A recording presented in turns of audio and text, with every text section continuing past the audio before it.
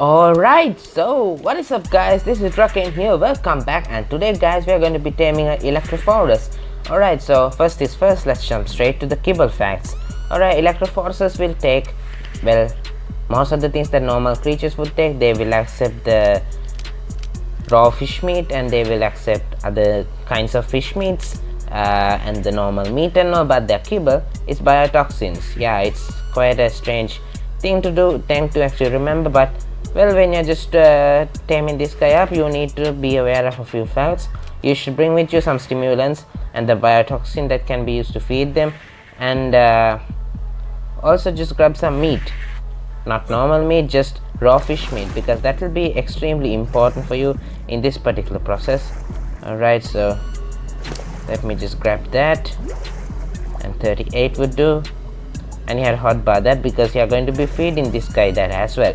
Alright, so you're also going to need scuba gear for this thing, and Ichthyosaurus would be really good because Ichthysauruses do not gain the aggro of these fellows, and also put that on, and let's dive into the depths. Alright, so the Electrophoruses can usually be found near the bottom of the ocean, near to the edges of the map, and finding a high level Electrophorus is not too difficult. All you have to do is search a bit, kill a bit, and then one of these guys will pop up. And if you are using a Tuso or a Mosasaur, well, these Electrophoruses will aggro towards it and will come after you. Alright, so I drew the Electrophoruses up to the top of the surface. They do not have any depth limits apparently, so this guy should be around here. Alright, okay, so they are moving around quite a lot, so it's a rather difficult task to just feed them. And let's get the soothing balm into you first, buddy. Alright, yeah, giving me a bit of trouble, aren't you? Alright, so that's there, and it says feed biotoxin to tame up, but I'm going to go ahead and feed it, not that I ate it myself, a piece of raw fish meat first, because when you just feed a creature the least effective one of these items, one of the least effective one of the foods that any creature would accept in order to tame up, then that will ensure that that creature will become hungry much more faster. And there was this other one as well. I'm going to tame both of them because these fellows work as a pack.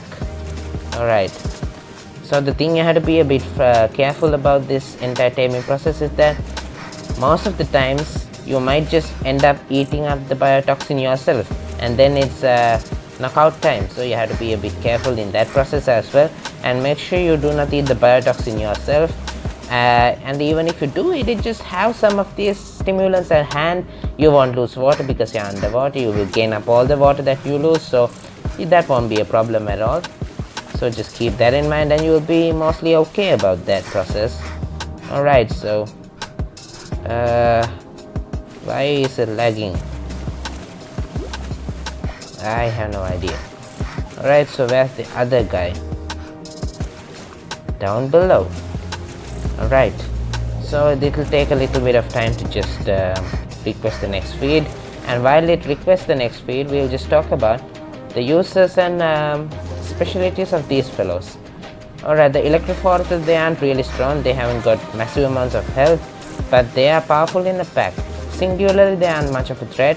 They will shock you and just electrocute you and just make your top rise, but they are not too much of a threat when they're alone. So if they're in a pack, that's where you're in for trouble. So the main thing you have to remember is that it's actually not too bad having one of these Electrophoruses. It's quite a nice tame actually, and if you have a big bunch of them, about 10 or maybe 15 of Electrophoruses, then you can pretty much rule the entire ocean, except for the fact that you have to be wary of the Tusos and the Mosasaurs. They can still kill you and the Electrophoruses quite fast because they are really powerful creatures. Alright, so this guy is not hungry yet. Maybe that's because I used up the soothing balm, and sometimes that happens when you use soothing balm. The creature will take more time to just become hungry again. And let's try to get this right, and without eating this biotoxin myself, let's try to feed it to this guy. Alright, so a few more feeds and that Penlob will be tamed up. and then we can just focus on this guy who is not yet hungry again. Why are you like this? Okay, so this will take a little bit of time as well. If you plan on just having these Electrophoruses, just remember to tame up a pack of them, because even though they do not have the pack bonus like those Diavos and all have, but even though these guys do not have a pack bonus thing like those fellows, but still in a pack they are really effective. They have the electric zap attack and all that can stun most creatures, and also keeping those things in mind, know that you will be all well. And these guys are really fast. It's kind of difficult for you to outrun them in the water, especially if you are even with scuba gear. It's a bit difficult. Oh yeah, you are requesting the next feed, and you'll be tamed up pretty fast. 48% with that feed. Where's your friend? Is over here, and let's just feed this just like that. Looks like the high level one will be tamed up much more faster. Once they are hungry again, they will start requesting the feeds more and more often. After the first feed is what takes so long, because yeah, all passive creatures take the first feed. Takes a long time to request the next feed. Alright, so let's just keep the dice rolling.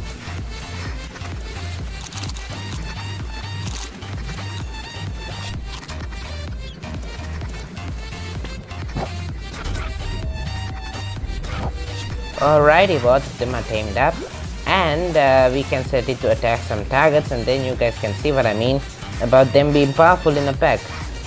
They are not as fast as my Ichthyosaurus, but that's fine. That's perfectly fine. And let's just find some Megalodon. Alright, you there. You are a good fellow. Be a kind target for my friends over there. Alright, so wow, these are really banged up one as well. Okay, so the Electrophoruses do not deal a large amount of damage with their bite attack, but the electric zap attack can actually deal a nice chunk of damage as well. Alright, so keep those things in mind. And unfortunately these fellows are not rideable. Let me just get a little bit further away from the need area over there, because that guy can shock me real bad. Alright, so let's change the view so that I do not stop, please stop. Well, what am I doing? Stop. Alright, okay.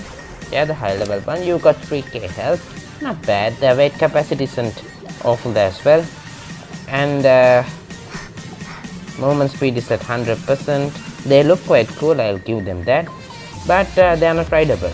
That's the main problem that these fellows have, and well, I hope that might be changed sometime, because just look at them. These guys are just the perfect size to be ridden.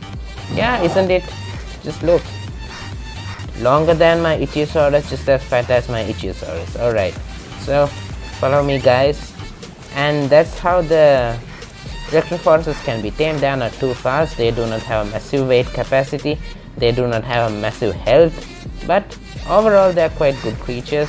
They are quite powerful in a pack with that electric attack and all. They can deal quite a nice chunk of damage. So if you are planning on using Electrophoruses as battles for battles and all, got tongue twister right there. If you just plan on using these guys for battles and the likes, it's better to have a big pack. If not, do not attempt this method. Do not attempt to tame up these guys, because without a pack they're completely useless. Alright, why can't I attack target? Alright, did I not do that? Okay, so attack target, and there's another Megalodon. Come here to join the fight, join the fun, and let them battle it out. 2 versus 2, that'll be nice. Okay, so they do not have a really powerful bite attack, but that stun attack can stun the creature slightly, and it will be quite helpful for you. And as I keep on stressing and repeating, just tame up more than 10 of these guys if you want a really powerful fighting pack. Alright guys, so that's how the Electrophoruses can be tamed. That's how they can be used. It's not too much to actually discuss about it actually, but yeah, those are the uses and the things that you can get out of them, and the best way you can just have them is as a pack. And if you're on PvP, remember that these guys can shock and knock out other players, and That's quite a handy and nice thing to just keep in mind as well. Alright guys, that'll be it for this then. If you found this helpful, just please remember to go ahead and subscribe and punch that thumbs up button while you're at it as well. Guys, thanks for watching, thanks for hanging out with me. This is Drakane here. I'll catch you guys with the next ones.